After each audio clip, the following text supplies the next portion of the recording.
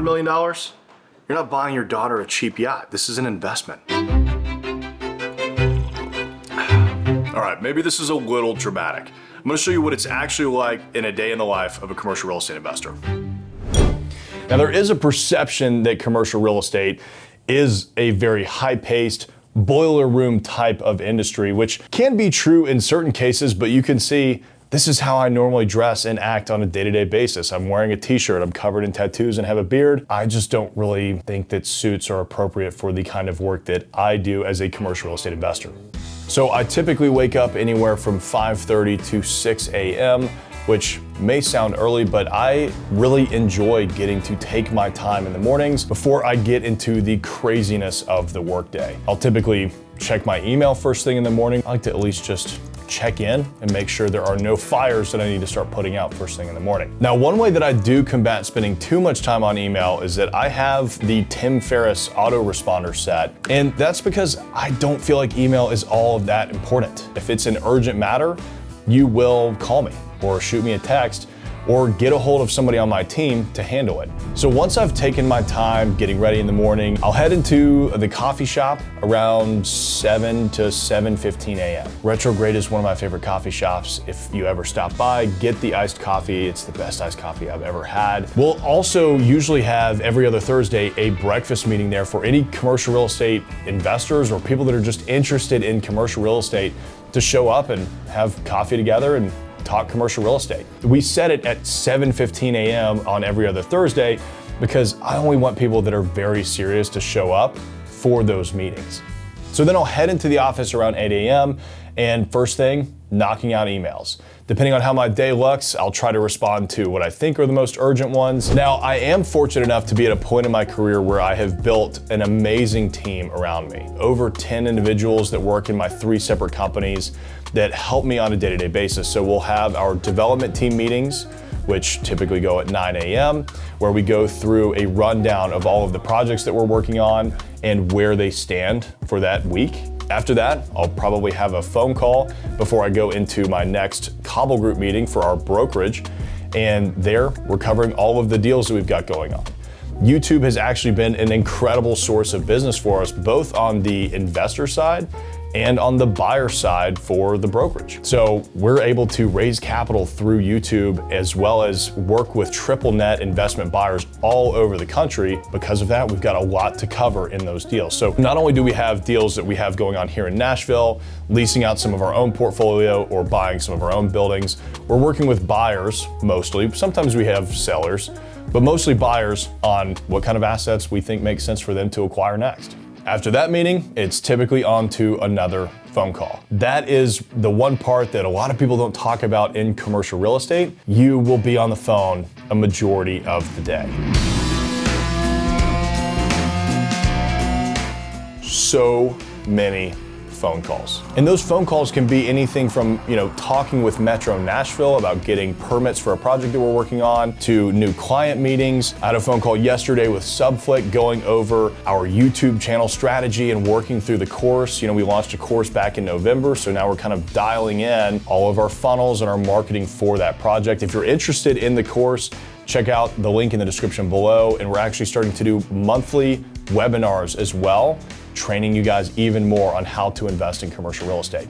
Now, after that barrage of phone calls, I went and toured a site. I've got another developer here in Nashville that owns some properties on the east side, which is primarily where we invest.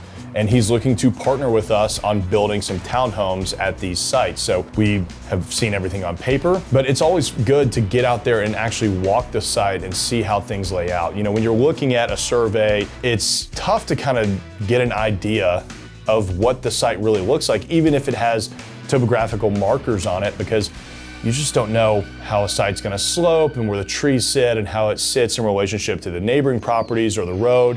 So we got out there and checked that out. So very excited to see what we can come up with there. Now, after that site tour, we went to Retrograde Coffee again for another meeting.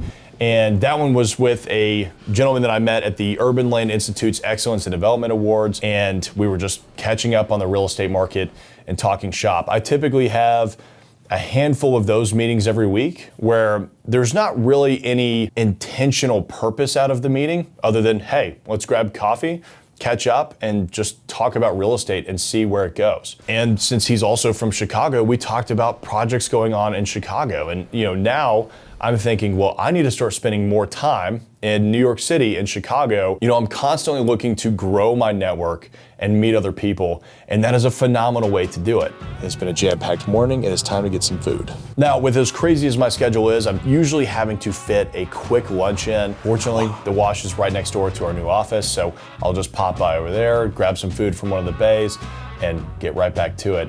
Well, we get to have a fun discussion over lunch.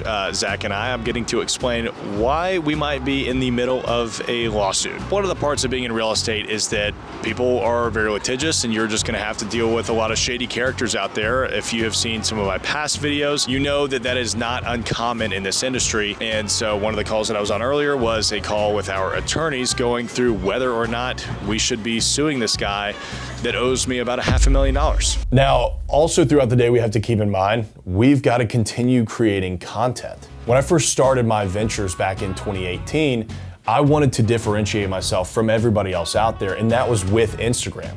Nobody else was using Instagram at the time, and it has done incredibly well for us. It's kind of wild. I mean, we've got professional athletes, we've got incredibly high net worth individuals that found us on Instagram, started following me, they hear how I talk about these projects, and now they're giving us money to go do more deals. During the pandemic, that shifted to YouTube, which is why you're here today, and so am I. We have to constantly stay on top of making more content. We are working on our next video short. I'm trying to think of what the topic is gonna be. Tyler never stops grinding. It's very easy to get this impression of commercial real estate where, oh, everybody just makes a lot of money in there. It's very easy to make money. It's this incredibly sexy business where you've always got these really big deals going on and huge high stakes negotiations. And while that can be true in some cases, it's really just a lot of phone calls.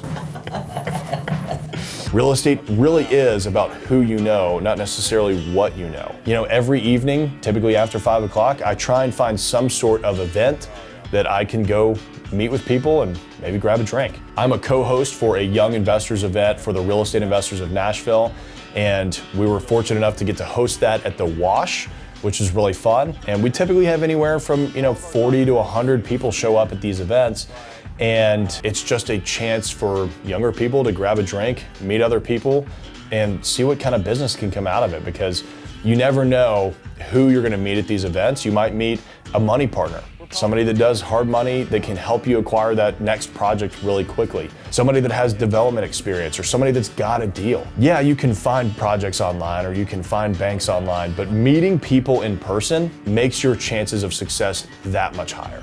The beauty of this industry is that you get to make your own schedule. You get to make the days look like however you want them to look like. And that gets me out of bed in the morning. That's a lot of fun to get to do what I love in so many different ways without getting bored. So now that you know what a day in the life of a commercial real estate investor is like, you've really got to check this video out so you learn how commercial real estate really works.